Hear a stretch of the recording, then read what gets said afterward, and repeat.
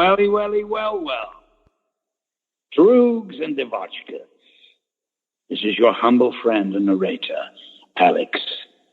That's DeLarge to you. We are doing the Kubrick experience. Welcome to the Kubrick's universe. You are invited.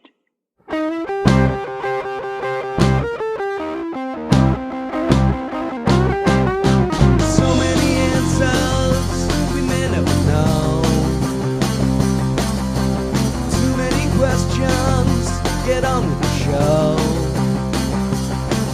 No time for the chorus, only this verse.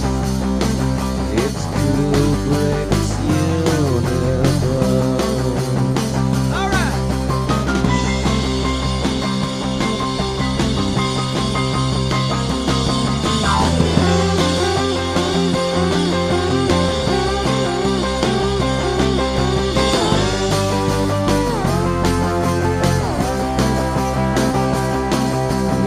Kubrick's universe.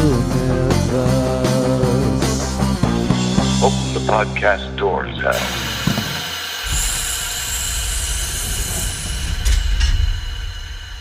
It's Kubrick's Universe, the Stanley Kubrick Podcast.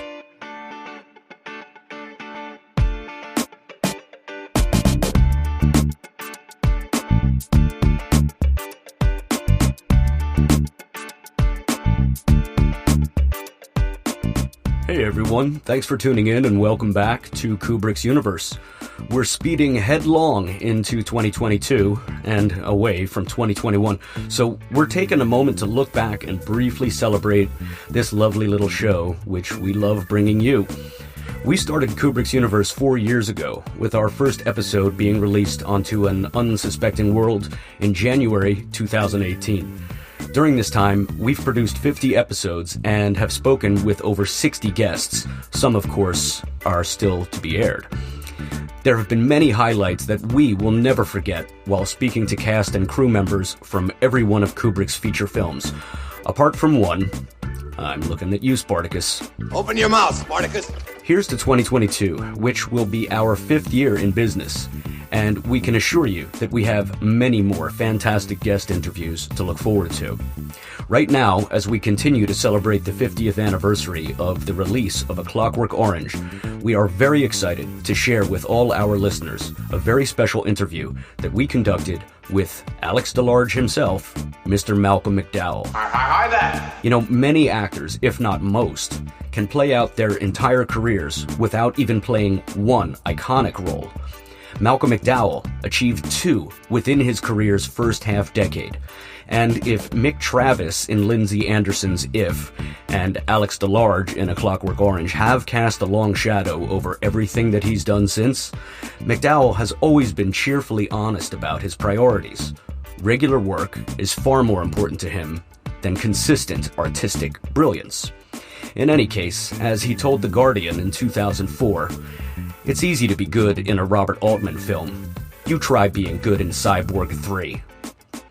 He was born Malcolm Taylor in Leeds on the 13th of June 1943 and was educated at Cannock Public School before turning down a university place in favor of working in his father's Liverpool pub, followed by a stint as a traveling salesman. But the acting bug bit shortly afterwards, and he joined a touring repertory company, taking on his mother's maiden name in the process. Moving to London, he worked briefly with the Royal Shakespeare Company, secured a few minor television roles, and then joined the Royal Court Theatre just in time to be asked to audition for If. We spoke to Malcolm in July 2021. Where are you? I am in Lancashire. East Lancashire. Well, I never would have guessed that. Whereabouts? I'm in a little village called Barrowford that's near Nelson, near Blackburn, Burnley, kind of, but near the border. Great. I'm 5 minutes away from the Lancashire-Yorkshire border. Wow. That's Myra Hindley territory, isn't it? Yes, it is. Yes, the Moors. Yes. Mm-hmm. It's beautiful art. It's an amazing. I did this movie, Oh Lucky Man, and we shot up there on the moors. Yes, of course. Traveling. Yeah, it would appear, from what I know about Stephen's whereabouts, is that where you were born, Malcolm, was about 30 miles away in Horsforth and in Horsforth in Leeds. Yeah. Look, I don't remember anything about it because it was during the war. And my father then was stationed to Bridlington to an aerodrome called, I think it was called Griffield, which, he was in Bomber Command as a navigator. And my mother and my aunt, the two sisters, bought a boarding house, sort of a seaside hotel called the Fars Lee. And that is where I have my first memories of being, nearly drowning on a beach in Bridlington, of all places, which is a place, actually, that David Hockney lived in for a long time. Yeah, he went back to Bridlington. Amazing. And didn't Mark Kaplan produce a David Hockney documentary back in the early 70s, A Bigger Splash? He didn't produce it. He distributed it. That's right. He actually he put it out as a distributor. It was called A Bigger Splash. Yeah. And it's actually a wonderful. It's a sort of documentary film, but a really well done, very well directed. And Mike loved it, and he paid for it to be exhibited, because none of the mainstream people would touch it. Of course. No, it was a very nice movie, that about all David's, the people he painted, all the cohorts around in his circle at the time, in London, I suppose. But it's a very, very lovely film. And then I think, of course, then the stuff, the Mike did the ad, which was rather beautiful. I think he did the ad, which was the painting of, one of the swimming pools. And of course, A Bigger Splash was what the title was. So it was great. And, Hockney did these pools in California, which are a very famous set of paintings that he did when he was in, I guess, Santa Monica or somewhere, maybe Palm Springs. I'm not sure where he was, but let's start on our journey of Stanley. Well, we have other questions. Of course, we're interested beyond Stanley, interested in you, and you're amazing. I mean, it's an amazing career, suffice it to say. Well, you mean I'm still standing? Amazing in that way as well, but an amazing and storied career. And I mean, I've been a fan for I can't tell you how long. So, it's a real pleasure, to say the least.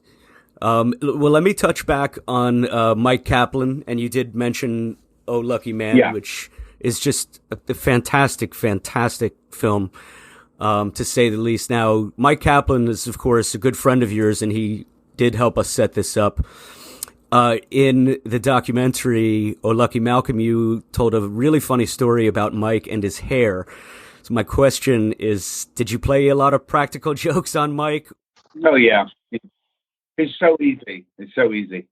I got him a real good one because he's a poster collector, from the golden era. Well, actually every era, but the golden era of Hollywood, Mike started collecting posters. And in fact, he assembled probably one of the greatest collections of old movie posters, on the planet. And in fact, he tried to get the Academy, and they should have bought them from him. But, for whatever reason they didn't. They wanted him to give them. Can't afford to do that. So anyway, just for a joke, on a whim, I called him up and I said, "My name is Arthur Singapore, and I want to talk to you about posters." He went, "Hello, yes." And I went, I'm looking for a poster from Jane Blondell. He went, Jane Blondell? Oh my God. I go, were you by any chance at the poster show in New York last week? He goes, yes, I was. And I said, I think I recognize you because are you rather balding? And he goes, what? There was a long pause. And he went, I'm just thinning a little bit. And I went, oh, yes, I think I recognize you. And he never got it. He never got it. I went, Joan Blondell, Joan Blondell. And just by chance, he just bought a Joan Blondell poster. And it was so from left field, So I literally wound him up about this and went on about it, that I was going to buy it and that he had to sell it to me. And he said, well, where are you from? I went, well, that's an impertinent question.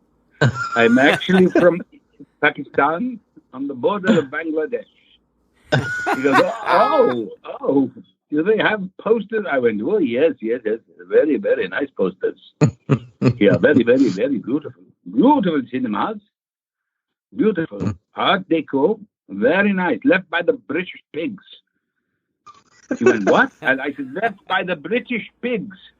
Those colonial bastards. And he completely bought the whole fucking thing. It's great.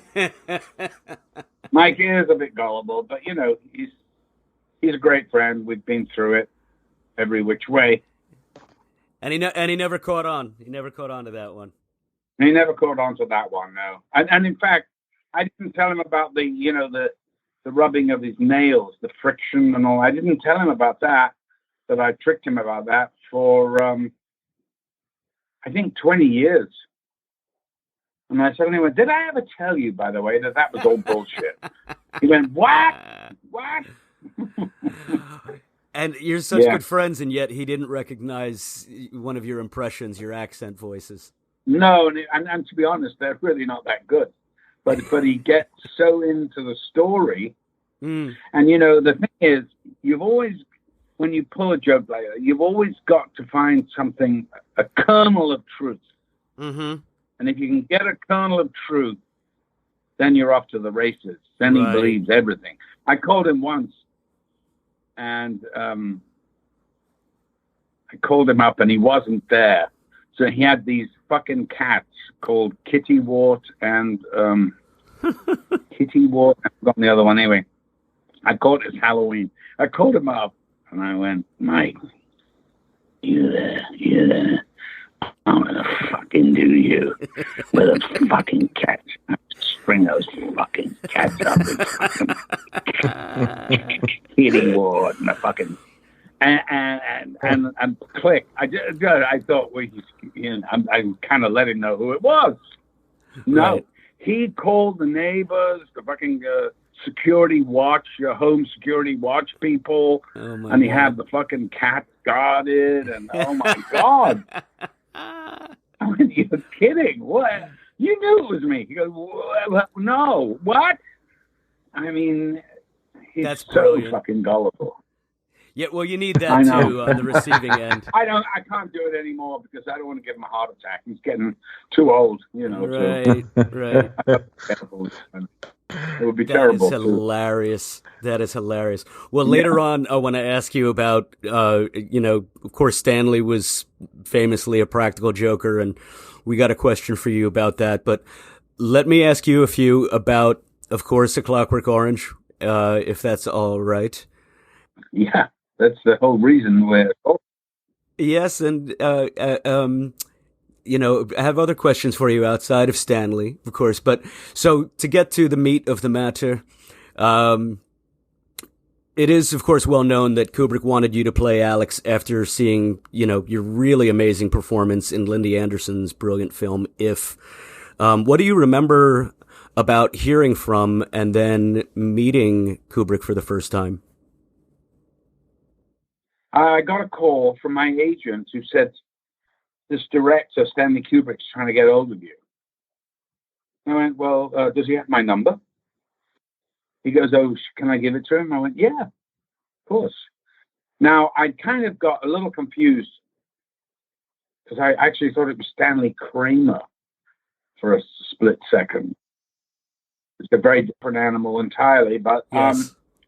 and then I was shooting a movie in Boreham Wood at EMI, the last throes of the British film industry, being directed by Brian Forbes, called The Raging Moon, from a screenplay by Sheila Delaney.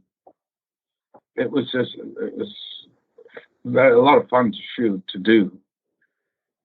And Stanley called me and said, could he see me the next day? I said, I'm at Boreham Wood. He goes, well, I live in Boreham Wood. I said, oh, great. So I could see you in the lunch hour. He said, great.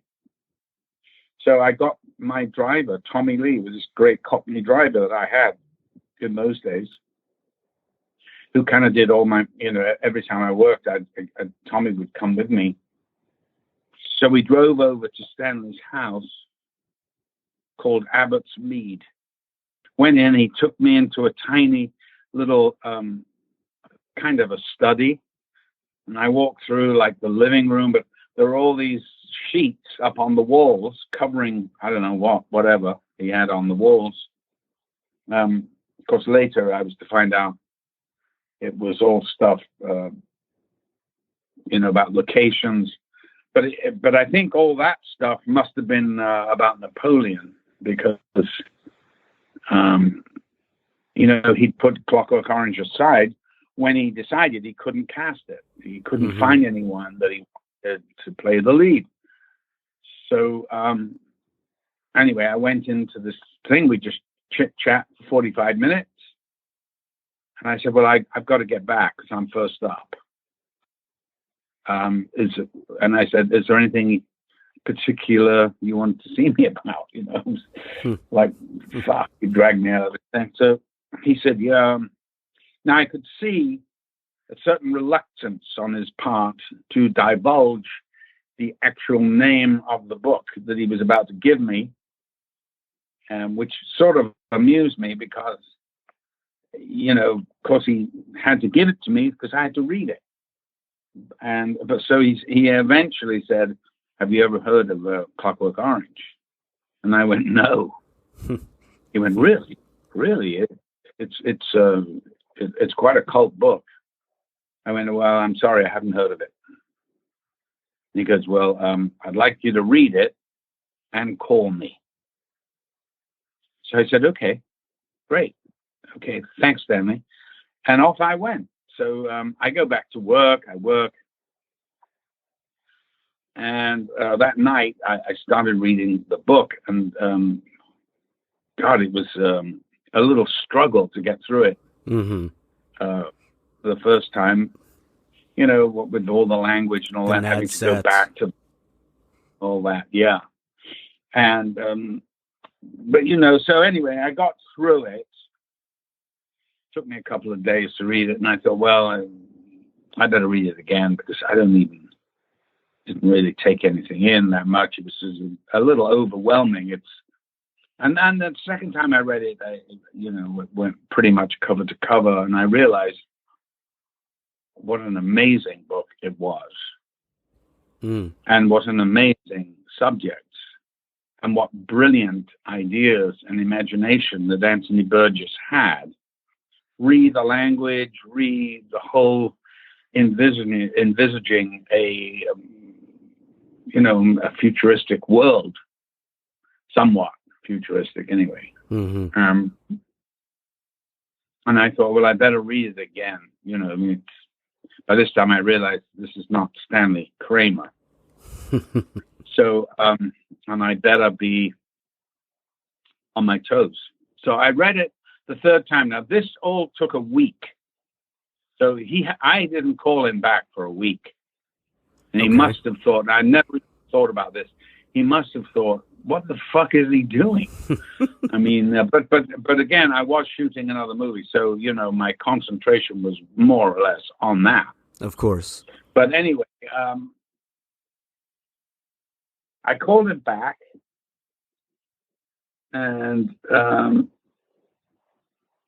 So, but in the meantime, I think I met Ian Holm on the street in Notting Hill Gate. And I was at Stratford with Ian, and we were friends. Although I didn't see him much socially anymore. But and it had been a few years since. Well, I guess we were at Stratford together in '65. Now we're talking 1970. Okay. So 5 years I've seen him. So I see him on the street, and we, it was like old friends, And what are you doing? I said, I don't know. I think I've been offered this thing from Stanley Kubrick, and I could see him visibly quite shaken.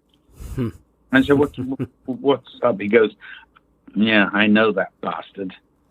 I went, really? What do you mean? He goes, I spent 18 fucking months with him because he wanted me to do Napoleon. Wow. And he goes, and then I couldn't even get him on the phone after having talked to him every day. Mm-hmm. I went, you're kidding. He was, no, dropped. I just couldn't get him on the phone. I never spoke to him ever again. He never called me to say it's off or I haven't got the money or just nothing. Mm. And that was a bit of a warning about really where Stanley was at, really. Mm-hmm.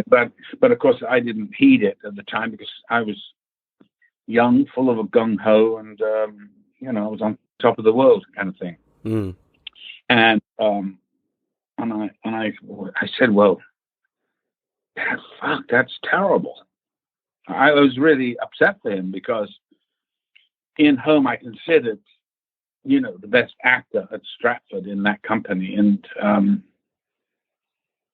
he was an amazing actor. End of story. Yeah. One of our very great, great, great actors. And, I worked with pretty much all of them. He was up there with, Olivier and Gielgud. And he was certainly up there with that, in that,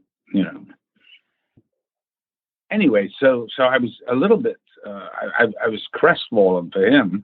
Mm. And I thought, wow, I wonder whether he's going to do the same to me. So I was a little bit, anyway, I called him. And I'm not sure whether that was in the middle of that week or may have been later, but not quite sure of the timeline. But I know it was around the same time. I suppose it must have been after I'd accepted doing it. But anyway, I called Stanley and said, I read that book, Stanley. And he said, yes. And I said, well, now, so I must have had the meeting with just the coincidental meeting with Ian on the street, because I said to Stanley, well, this is just an incredible book, Stanley, and I don't even know how you're going to shoot this, but he goes, well, I've got a few ideas. I was, I'm sure you have. And I said, look, are you offering me the part or not? And there was a long pause, and he just said, yes. I went, what? Yes. I went, okay. Oh, now, he didn't want to offer it to me on the phone, but, I thought, well, I better get to the bottom of this, because now Ian's just told me he fucked him over. Mm-hmm. So I think that's prompted me to be very cocky and say to a director of world renown, are you offering me this or not? Right. So he said yes. So he said, come out. So I spent the next, I think it was 6 months, going out to Stanley's. Oh, I don't know. At one point, it was every day, he'd send the car. Mm-hmm. He'd call me up and say, I've set the car's on its way. And one time I went, wait a minute, my doorbell's going. I went, yeah, it's the car. I get in the car, go back to I arrive at his place, and he goes, well, that was quick. That guy, he must have been driving really fast. And I went, no, I think there was just not that much traffic. And he said, no, I'm going to complain to the car company about that because that's putting at risk. I went, Stanley, I don't think there was any problem with the speed of the car. I think just no traffic or zoomed through. Anyway, he was like that, though. Yeah.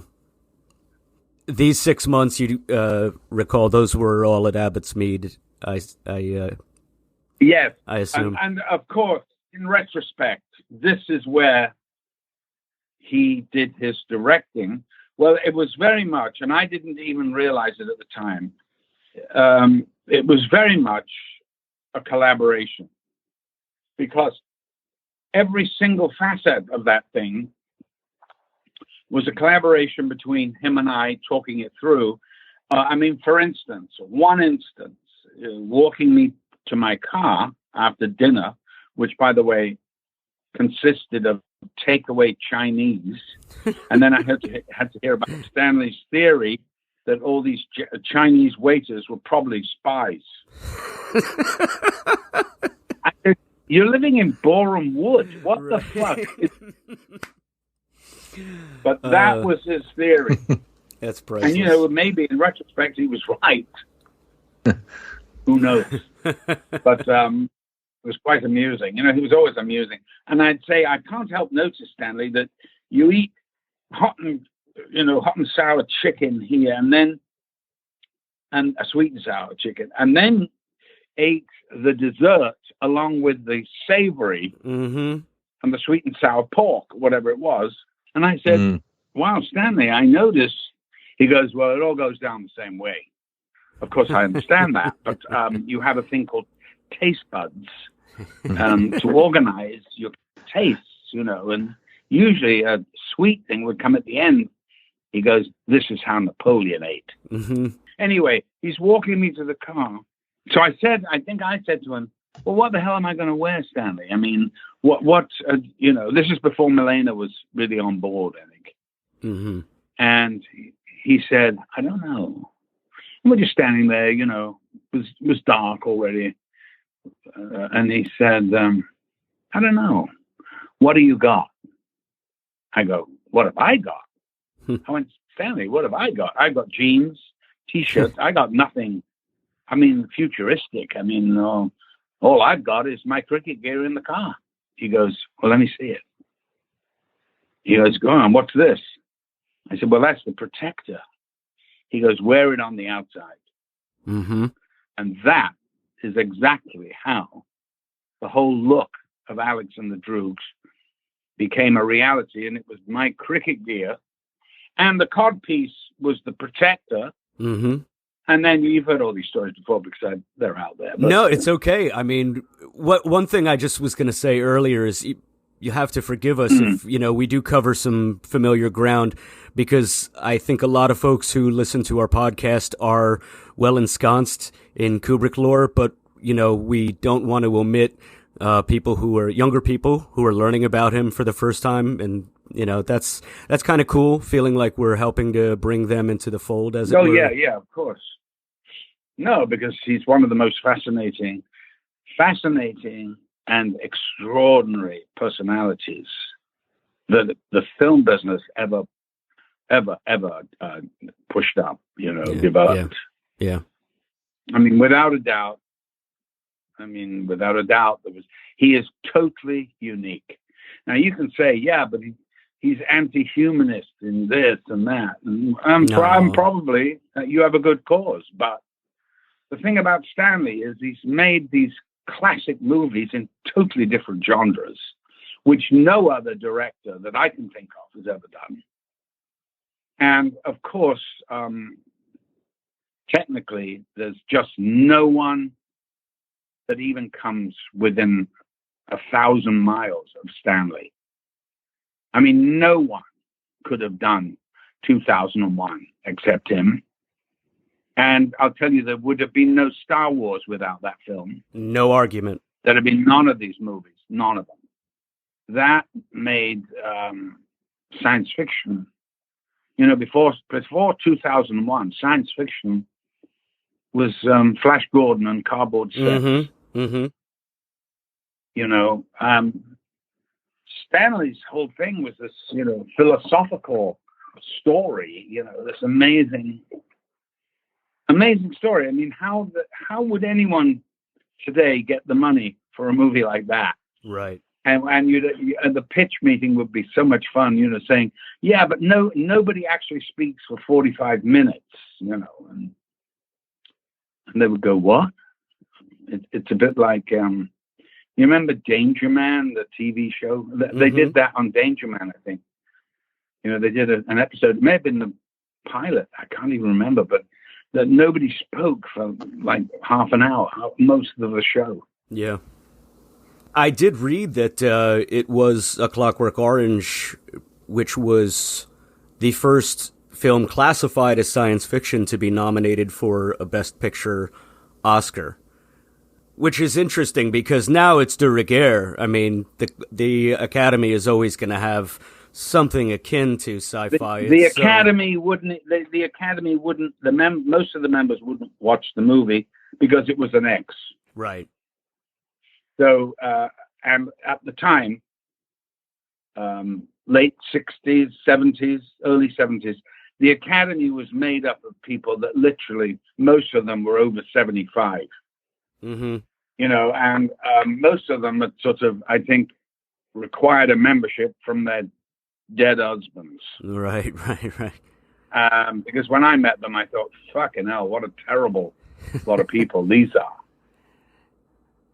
Yeah, and they were from a generation that would have generally regarded science fiction films askance. Yeah, disregarded them entirely, out of hand. Yeah, yeah. But, there's something interesting that you touched upon, and it comes up often in, discussions of Stanley with regards to whether he was a misanthrope or whether he had a different perspective on humanity and perhaps the course he wanted for it.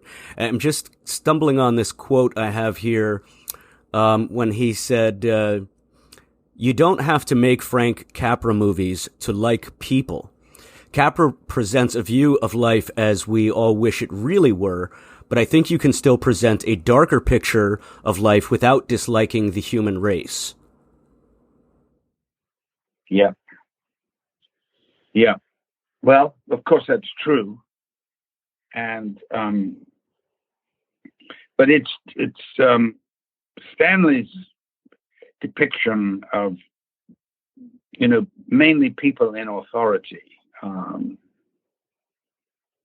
But it's not unique. I mean, look, it was very interesting because, really the script was very skeleton-like. Mm-hmm. I mean, a few bits of dialogue, which were cribbed from the book, of course. Mm-hmm. And I literally had the book with me at all times. And when we came to a new sequence, I would read in the book. And I was able to say, no, Stanley, no, you got that wrong. This is, and he'd look at me, I go, no, this is what it says in the book. And he'd go, okay, yeah, okay, yeah, all right. So, but it was an extraordinary challenge, to work with him. Mm-hmm. Because as I found out as we went on, that, he expected you to come in and come up with something that he could shoot, and he would only shoot magic. Right. It was a sort of joke, Mm-hmm. And before the Singing in the Rain sequence, we sat around for 4 or 5 days. The camera did not turn. I was so bored just sitting there that when I was sitting up these stairs. In fact, there's some photographs, stills of me sitting on these steps in this house, which are the steps that Patrick McGee gets kicked down when we first rush in. Okay. And as he passed me, he just said, "Can you dance?" Now, he'd not said anything to me for 4 days, 5 days. I think it was on the 5th day He suddenly, because I kept saying, look, you've got this written here. They come in and, well, it was written in the book too, so it's not Stanley's fault. But I said, and we had just shot the end. Now the end, we hit it out of the park. You know, it was, we all knew that was brilliant. Whatever you can say about the movie, the end is just fucking magical. Yeah, it is. Yeah, you know, in the hospital bed, and the transfer, the transformation back, and that whole thing was, you know, we just knew that that was a home run. Right. So, and it was in a certain, it was a heightened style. And so to come back now and have a sort of realism, a sort of realistic, was just really not going to cut it. Right.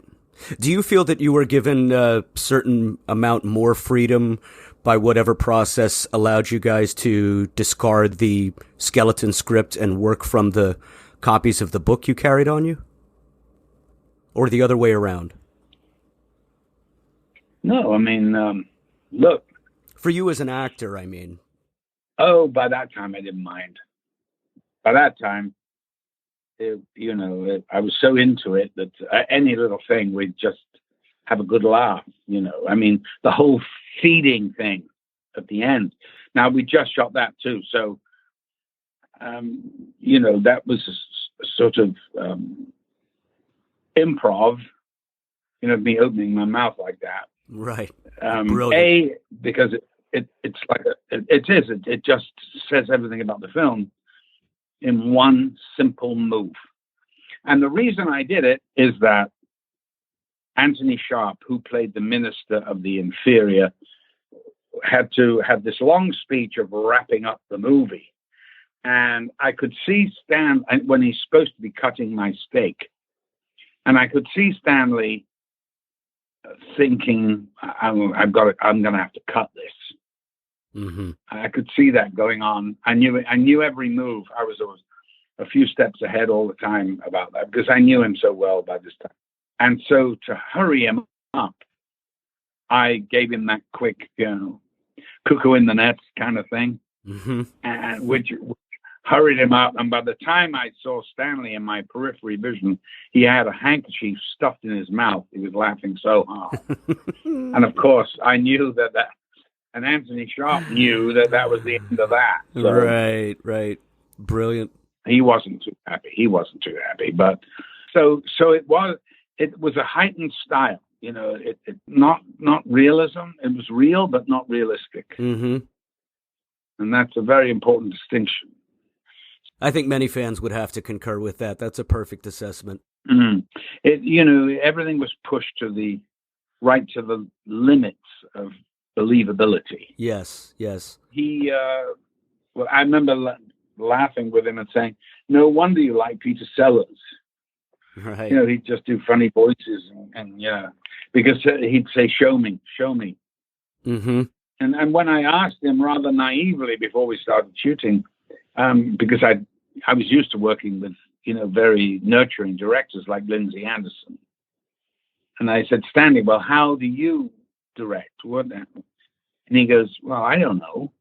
He goes, "Listen, I don't know what I want, but I do know what I don't want." Yes. Never a truer word spoken. Mm-hmm. Sums him up to a T. Brilliant. Absolutely. Yeah.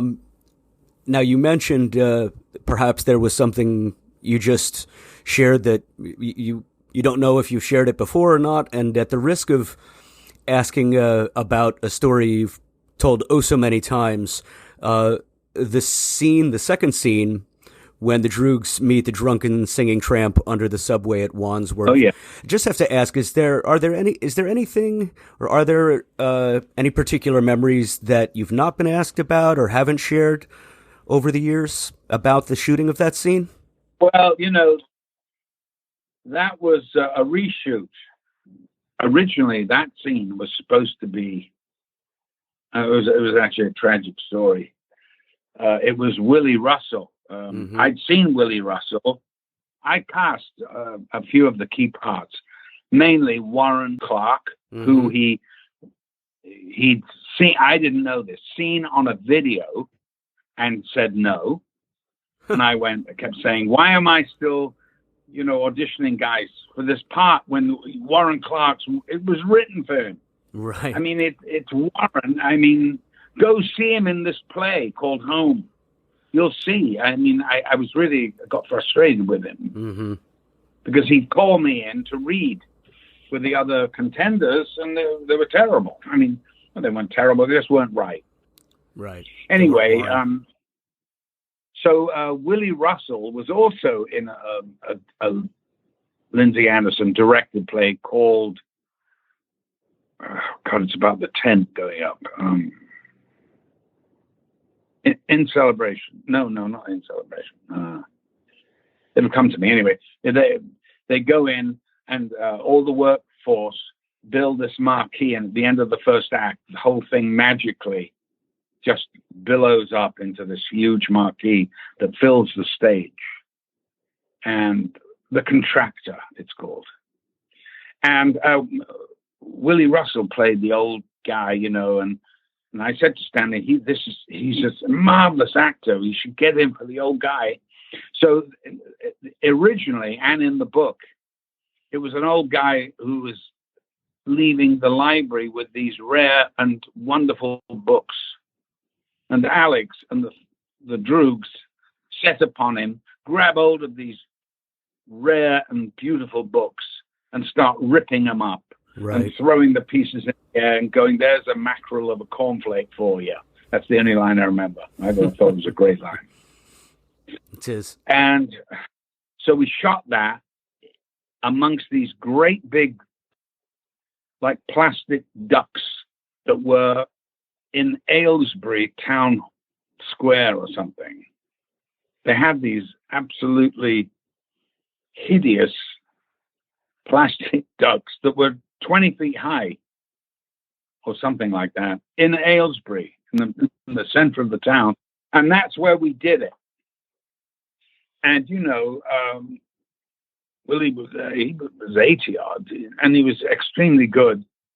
And then when we came to do a little while later, we came to do the scene of Retribution, which is in the library, when Alex comes in to get solace and to read the big book. Right. And he goes, "I know you." And he gets all these old stooges in the library to attack him. So that's what happened. It was, more what the book was. But Stanley didn't trust Willie to know the lines. And, he's an old vaudevillian. So when he came to rehearse, he had the lines written on the back of an envelope just to give him security. And I knew that. And Stanley thought he didn't know the lines and fired him. And I went, really? Fuck that. I was really bummed out. Yeah. And of course, then I had Lindsay on the phone. He goes, "What is that fucking idiot doing?" To poor Willie. I went, Don't. I know. I'm really upset about it too. I said he was great. He was just the way Stanley is. Listen, he wanted to send the continuity lady, June, whatever her name was, June something, to Patrick McGee's flat to go through his lines for the next day. And I said, "Stanley, please don't do that. For God's sake. Look, Patrick is one of Ireland's greatest actors, if not, one of ours. Fantastic actor. A fantastic actor." And I said, "It's a total insult to send someone over to go through lines with him, and that's like an amateur." I said, and in any case, he won't be in, so, he can be banging all night on the door. He goes, "Well, where's he going to be?" I went, "He'll be at the pub, of course." I went, oh, okay. So we stopped that one. That's interesting. I mean, it's in that it is new knowledge to us as far as our knowledge has taken us. I've read only that Billy Russell had taken ill and was unavailable to do the retribution scene. So, of course, we take your account as truth. No. That's just, that's really interesting. Thanks for sharing that. No, I'm afraid not. And Stanley was very quick to move on. He was paranoid about actors anyway. But about actors, I mean, I was in a very privileged spot because I was really like his cohort, his alter ego or something. And I'd say, I can't think of anything to do in this scene. Why don't you go have a piss? Because you always come up with something. And we'd joke about it. And he would go and have a piss. And he'd come out and he'd go, well, what if we... And I went, now we're talking, Right. And... Interesting. But, when you think about it, that he wouldn't turn the camera unless it was going to be magic, Right. So we just, that's what we went for. Every scene had to have something extraordinary going on, whether it was written in it or not. Right.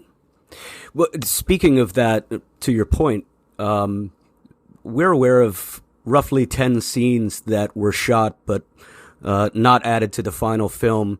Just wonder if there were any you wish that had been left in, either based on how you felt about your acting in the moment or what you felt it might have offered the film as a whole. Honestly, except for that one, I can't really remember anymore now scenes that we discarded. What were they? What were some others? Do you know? Yeah, one regarding a scene at the Duke of, I believe it's the Duke of New York pub, and it was perhaps the first one filmed.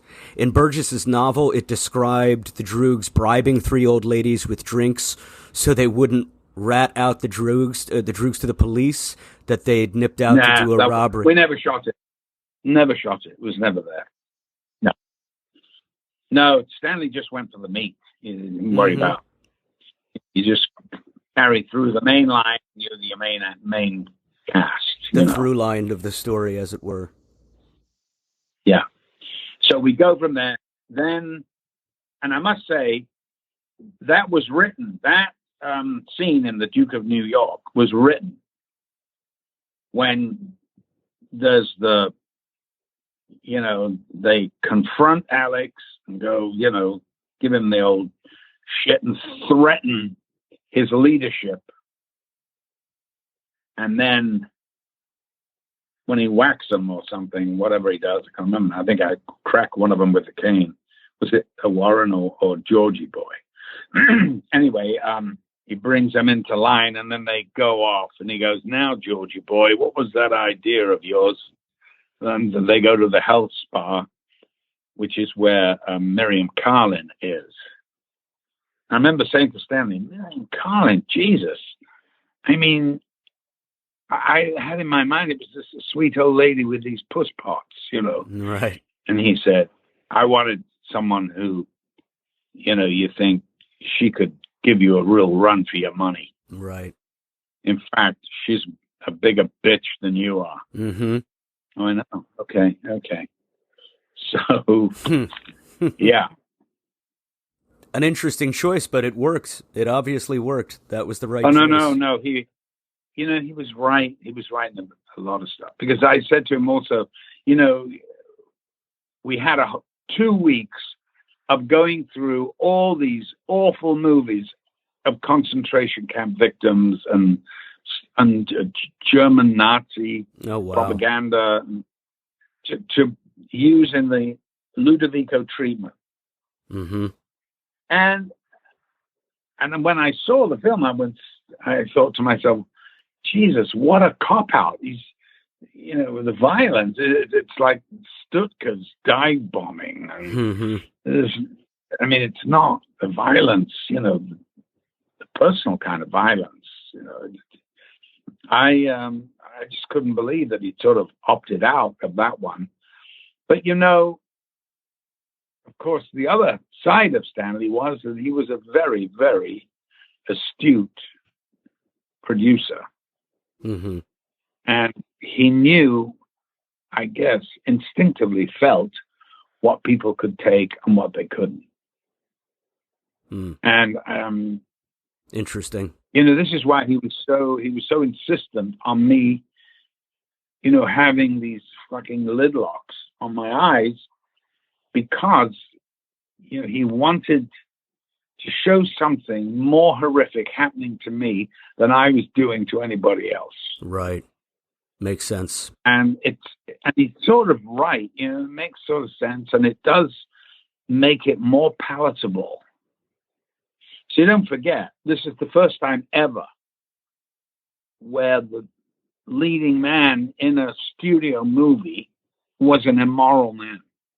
Yes. This has never happened before.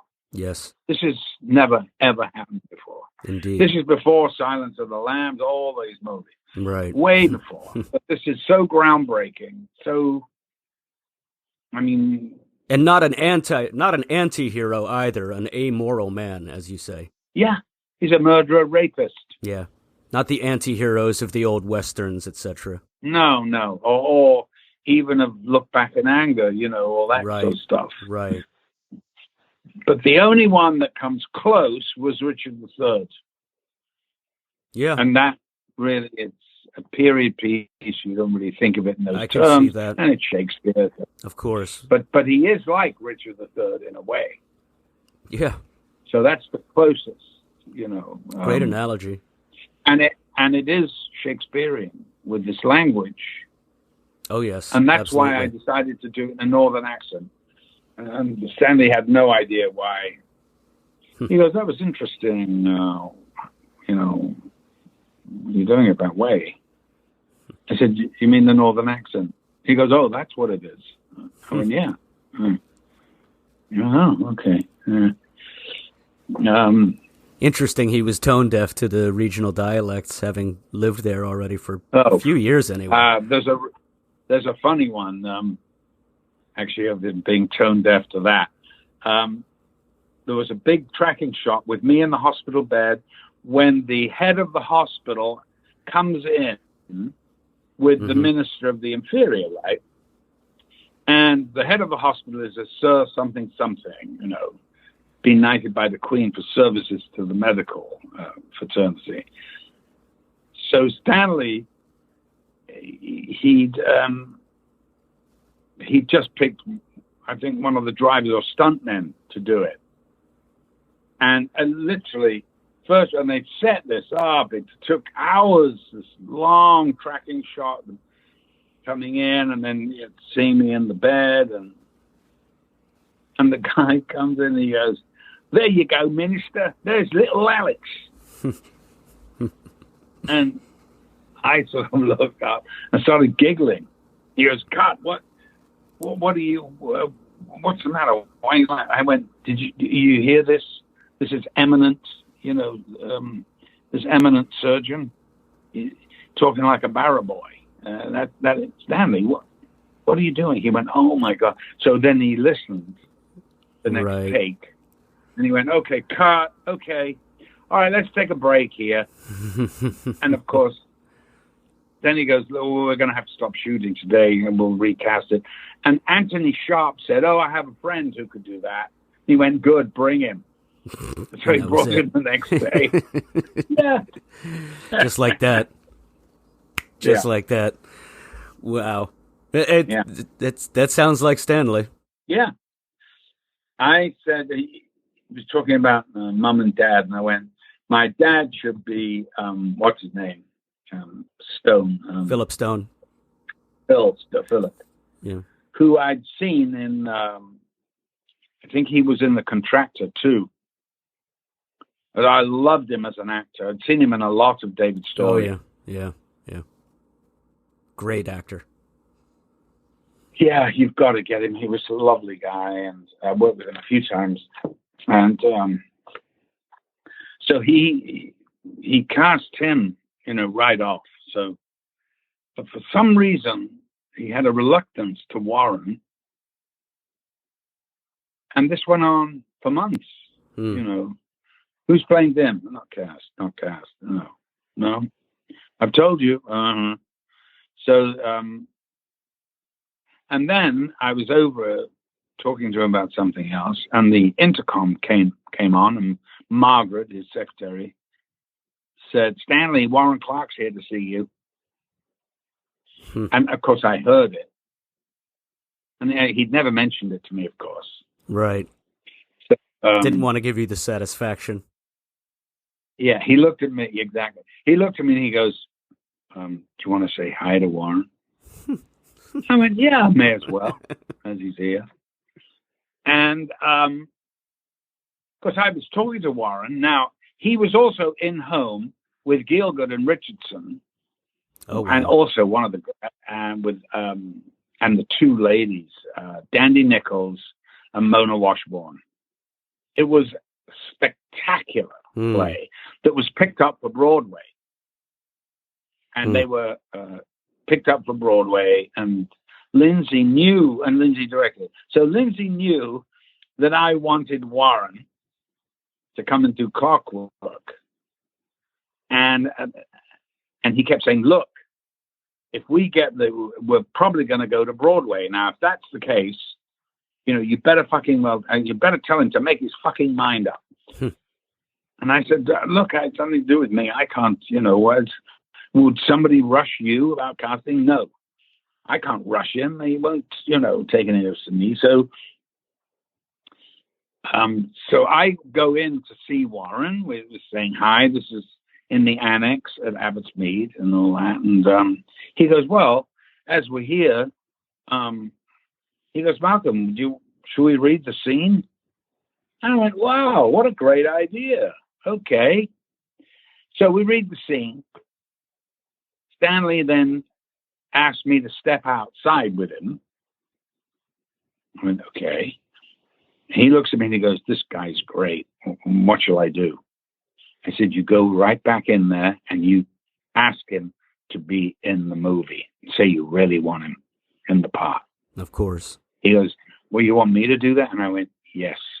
He didn't want to do it. He wanted somebody else. He wanted the casting. And I went, "Stanley, it's too late for that.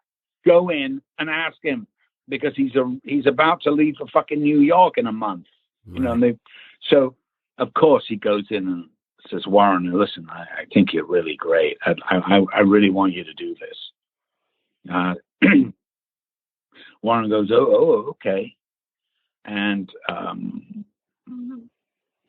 then of course that night I got a call. He goes, "Well, that's a fucking joke. Now I've got to re-rehearse the nights with somebody else in that part." And I went, "Oh, well, listen, it's good for Warren." Mm-hmm. He goes, "What? To be in a Stanley Kubrick movie?" I went, "Yes, of course." I said, "Lindsay, he's a commercial director." Mm-hmm. Really pointed, like, "You're not." Right. I get it. I love to tease him like that. But anyway, he was irritated because it meant that they all had to come in and rehearse the next guy, and it is a big thing. It's a fucking bore. Yeah.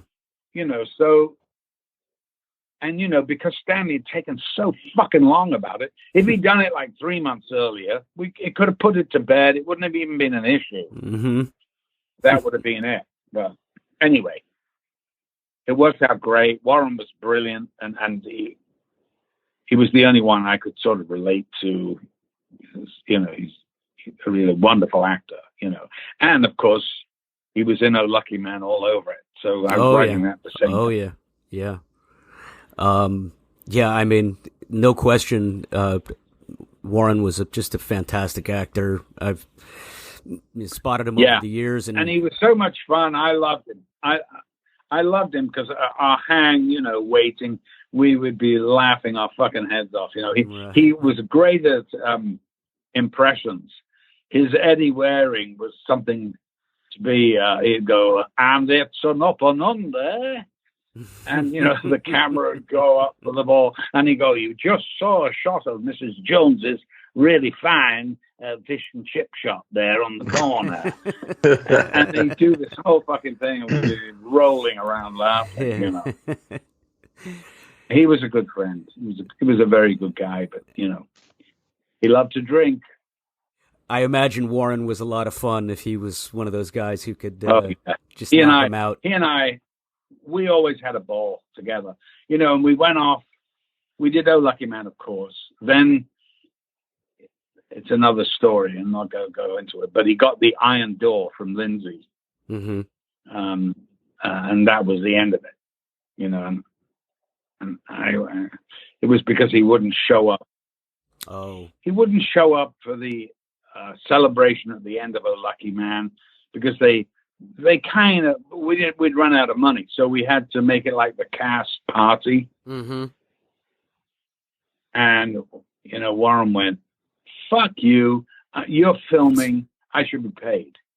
And he's right. I mean, but the fact was, you know, you have to look at everything from the big picture. Yeah, and in the big picture, that is the perfect ending of that film.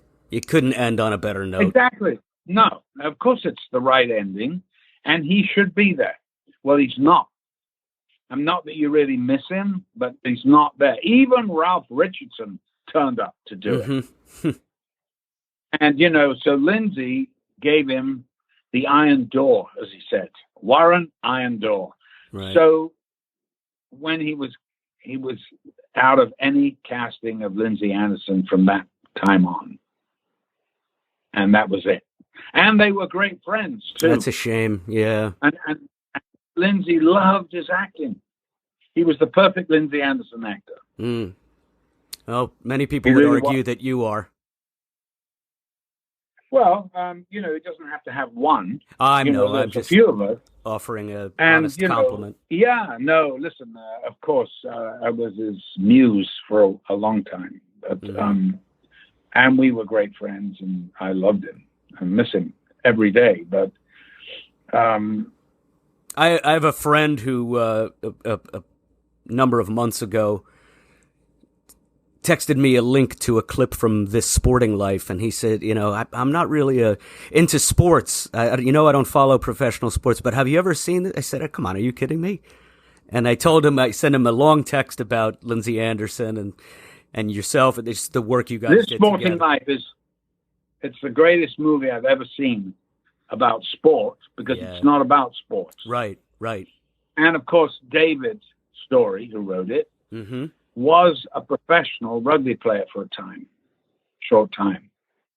And, you know, we got the right actor to play it because he was obsessed. And they really, you know, the professionals had it with him. They whacked him good, you know. Mm-hmm. I mean, Richard, but Richard was fucking brilliant in that film, you know. And so good. yeah, it's one of his absolute best performances. In a career of great performances. And they fell out big time. Never speak, blah, blah, blah. But, you know, I can understand that too. You know, Lindsay could be a real curmudgeon. And, you know, as he said, I never apologize. Oh, okay. Yeah. And also, I think you know, it's the last line, I think, of She Wore a Yellow Ribbon. And I think John Wayne says, I never apologize. It's a sign of weakness. And it's very much a John Ford thing. And Lindsay was obsessed.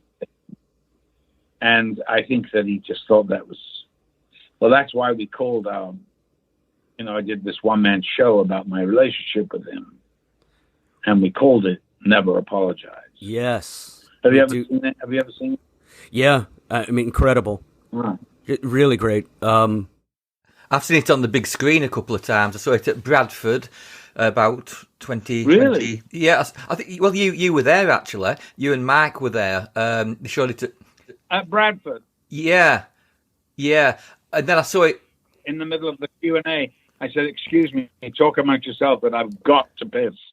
Yes. Walked off. Where's Yes, the bathroom? And I saw Never Apologise again about 2 years ago at the BFI, and you and Mac were there again. Oh my God! You were there that night. Oh, that was the night that. And look, it's rare that an actor can really talk about his relationship, with his mentor, director, whatever you want to call it, his friendship with a man who was so complex and so brilliant. And now I've read things now where they're saying that If is the greatest British film ever made. Yeah, it's hard to argue. It's hard to argue that. But we always thought it was sort of like the perfect film, of the ones. But Lucky Man is now getting so many more, people in the States, especially, that I'm asked to go all the time and talk about it and show it at festivals and stuff like that. That's great. Yeah, it's finally caught up. It's amazing. If, took some time, at least in America, to catch on. Yeah. Well, the people that knew how great it was. Right. But how the American audiences can be. Not to impugn them, but not the audience. It was so for so long. It was space and car chases and explosions that ran the box office, and sadly it kind of is now. But with streaming services and other platforms, there's a huge universe of people discovering film, and a film like If has finally, I won't say finally recently, but it took its time and then came into its own. And I mean, when I was younger, I never heard people talking about it as much as I have in, the past decade or more. And not one person ever says anything but, oh, wow, brilliant. Have you ever seen? Incredible. And it's interesting you mentioned, having a bit of a tenuous relationship with the mentor and having to touch upon that, because you've done it more than once. You have been candid about, some of the disappointment that followed with you working on Clockwork with Stanley. And we won't go into that, but I personally think it's a testament to your character that you could be so forthright about that. It's the honesty of a fine actor, a true actor who can bring that humanness to the discussion of your work. I never spoke to him after the movie came out. I was so upset and pissed off. I just figured it was better. And then, I was in Ireland doing some awful movie, and I heard that Stanley had passed away, and I really kicked myself for not just picking up the phone, Yeah. But pride is not a good thing, and I regret that in a way. Of course, the way I, kind of have this conversation in my head, but it was, he could pick up the phone too. Mm-hmm. But, and it's the crown jewel in my career. It's one of the crown jewels in his. I think it's one of his finest films, without a doubt. Absolutely. Without a doubt, it's one of his finest movies.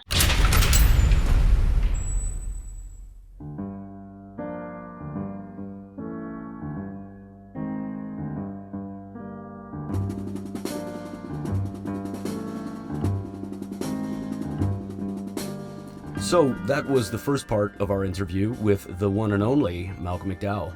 More from Malcolm in the new year, as well as more from Leon Vitali, Gerald Fried, Vincent Labruto, and many other great interviews that we have in the pipeline. And now for a public announcement. The U.S. Library of Congress National Film Registry selects 25 films each year deemed culturally, historically, or aesthetically significant, and is chosen for preservation in the United States National Film Registry.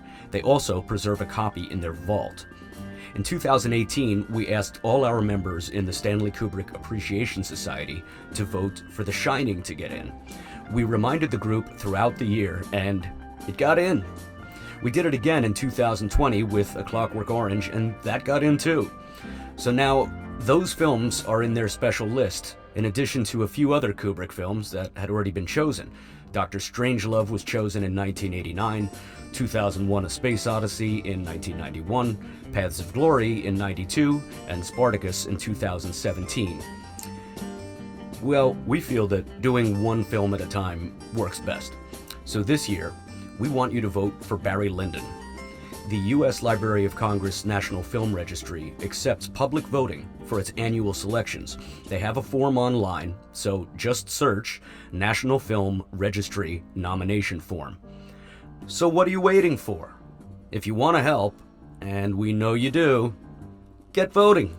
On behalf of our indefatigable producer, Stephen Rigg, I'm your host, Jason Furlong, wishing you all a very happy new year from the team at Kubrick's Universe.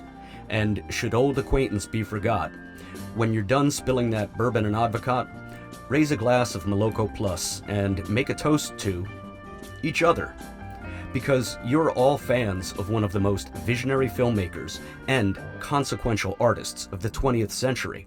And that puts you in a very special club. A club whose boundaries are as limitless as the universe of Stanley Kubrick. Nowhere in a hurry, what are we all rushing for? There is no escape from worries that we know can be ignored. Following wherever aimless winds blow isn't gonna get us anywhere.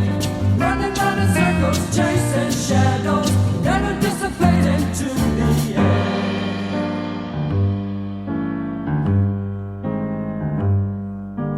Getting nowhere in a hurry, living should be something more. What's the point of all the hurry? Life takes time to be explored. We should always wake up each tomorrow. Look whatever comes right in the eye. Aim for what we wanna reach tomorrow. Really live it up until we die.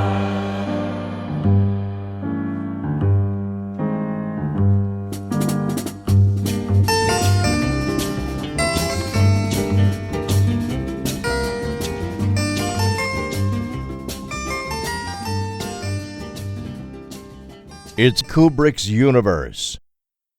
We just live in it.